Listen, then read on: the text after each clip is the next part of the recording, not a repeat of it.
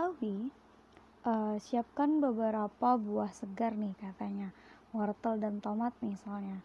Rendam pada larutan garam pekat dan biarkan selama minimal 8 jam katanya.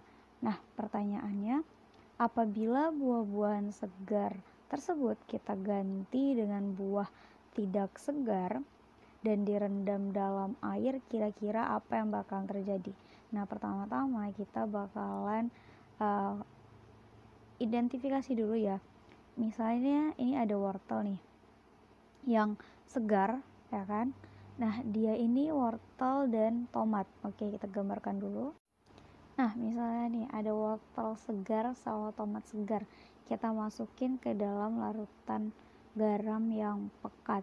Nah, ketika teman-teman bakalan masukin ini ke dalam larutan garam pekat, peristiwa yang terjadi ini bakalan disebut dengan peristiwa osmosis, di mana terjadinya peristiwa konsentrasi zat yang rendah pindah ke konsentrasi zat terlarut yang tinggi gitu.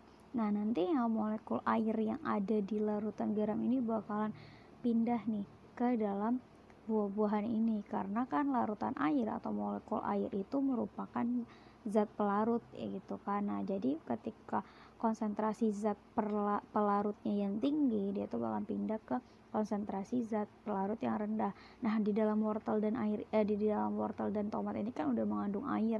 Nah, ketika terjadinya tekanan osmosis, perubahan yang bakalan kelihatan secara fisik itu adalah massa dari kedua buah-buahan ini bakalan bertambah gitu. Kenapa? Karena molekul air dari larutan garam udah pindah ke sini nih teman-teman. Nah, itu yang disebut dengan peristiwa osmosis. Nah, gimana kalau seandainya buah-buahan ini berubah atau kita ganti jadi bukan jadi buah-buahan yang segar gitu kan, jadi buah-buahan yang kurang segar atau yang ya bisa dibilang kurang kadar airnya gitu. Nah, ketika buah-buahan itu enggak segar, berarti kan kandungan molekul air atau kandungan airnya itu kan berkurang. Nah, jadi karena adanya kekurangan cairan itu, berarti kan konsentrasi zat terlarut yang tinggi itu pindah nih ke konsentrasi zat terlarut yang rendah, sehingga bakalan dihasilkan yang namanya tuh larutan yang bersifat homogen.